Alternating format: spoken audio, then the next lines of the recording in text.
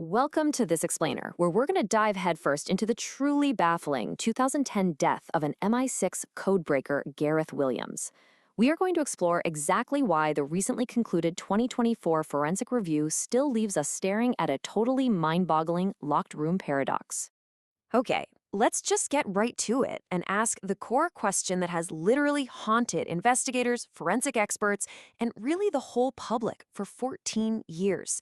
How does a spy lock himself inside a bag from the outside? It's a question that completely defies the basic laws of physics, yet it's the absolute center of this entire enigma. To set the scene here, this is exactly what police found during a welfare check at a secure, government-owned flat on Alderney Street in London back in August 2010. Gareth had been out of contact for several days, you see. When officers finally breached that top-floor apartment, they were met with a scene that has since become one of the most infamous unsolved cases in modern British history. All right, Section 1, the impossible crime scene, a locked room paradox. Now, to really understand the theories that follow, you first have to grasp just how pristine and confounding this apartment really was. I mean, the total forensic sterility of the room is just staggering. Think about the sheer physical exertion required for a grown man to somehow fold himself into a gym bag sitting inside a tub.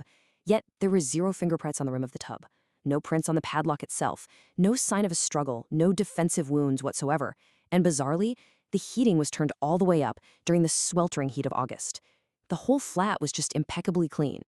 Moving on to Section 2, a timeline of investigations tracking the years. It has been a long, incredibly twisting road, with official authorities completely contradicting one another. Just look at the whiplash in these official narratives. We start with the tragic discovery in 2010. By 2012, after hearing all the evidence, the coroner concluded that this was likely a criminally mediated unlawful killing, foul play. But wait, just 1 year later, in 2013, the Metropolitan Police finalized their own investigation and concluded the exact opposite. They called it a probable tragic accident. That massive divide is what eventually sparked a brand new forensic review launched in 2021, which actually just wrapped up in 2024. Let's look at Section 3, the police accident theory, a fetish gone wrong. So you might be wondering, how on earth could police look at a man locked inside a bag from the outside and conclude he did it to himself? Well, police discovered that Williams actually had an intensely private life. A digital forensic review showed he had occasionally visited bondage and sadomasochism websites.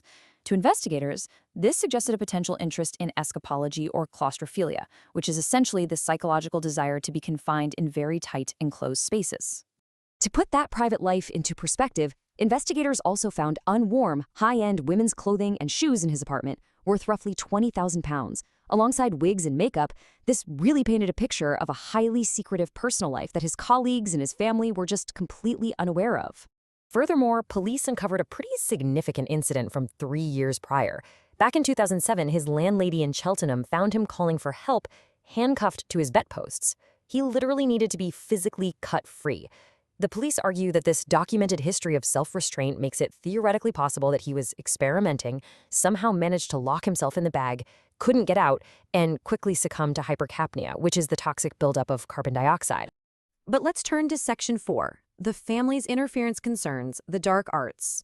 We have to impartially contrast that police theory with the really grave concerns raised by his family and the original coroner, who suspect the direct involvement of an intelligence agency.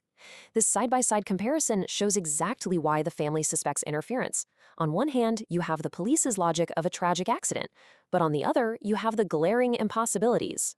Remember, Williams was a codebreaker, a mathematician working with GCHQ, MI6, and even the U.S. National Security Agency tracking international money laundering routes. If this was just an accident, why were some of his electronics totally wiped? And why did MI6 fail to report him missing for a full week, completely destroying the critical timeline for gathering evidence? Think about this number for a second: 400. That is the number of times 2 separate escapology experts attempted to replicate locking themselves inside an identical bag during the investigation. And you know what? They failed every single time. It was deemed practically impossible to close that padlock from the inside without leaving a trace. So for the family, the evidence points far away from a private accident and straight toward a highly sophisticated cover-up. There was that delayed missing persons report. Then there's the fact that Scotland Yard's counter-terrorism command actually failed to tell the senior investigating officer about 9 memory sticks recovered from his office. There's the bizarre lack of Gareth's own fingerprints on the bathtub. And later on, there were even claims from a former KGB agent that the Russian SVR assassinated him using an untraceable poison in his ear because he refused to become a double agent. Which brings us to Section 5, the 2024 Forensic Review, Reaching the Limits of Science. With so many questions lingering in the air, authorities really hoped modern science might finally break the case. After 14 long years, advances in DNA science offered a real glimmer of hope. A 2021 Sunday Times report suggested that new technology could allow scientists to extract full DNA profiles from incredibly minute samples, specifically a single unidentified hair found at the crime scene. Well, let's look at the results. The review specifically targeted that hair and some other minor, inconclusive DNA components found on the bag, but the conclusion was absolutely devastating for those seeking new answers. The samples were simply too highly degraded. No new DNA profiles could be extracted whatsoever. So the absolute crucial takeaway of the 2024 findings is that they yielded zero new evidence to prove anyone else was in the room when Gareth Williams died. And the tragic reality of this case really comes down to the environment. Remember how we talked about the heating being turned up high in the middle of August? Whether that was a calculated move by a highly sophisticated killer to erase the forensic timeline, or just a bizarre, tragic coincidence, it worked. The heat literally weaponized the apartment against the investigators, permanently destroying the biological evidence before police ever breached the door. Finally, Section 6, an unsolved enigma.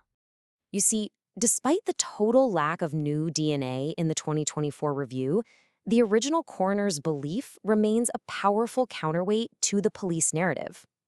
Coroner Fiona Wilcox fundamentally believed that a man who decodes secrets for a living was unlawfully silenced. The science has hit a brick wall, sure, but the circumstantial oddities of that locked room absolutely remain. So as we wrap up this explainer, we are basically left looking at the exact same locked red sports bag we started with.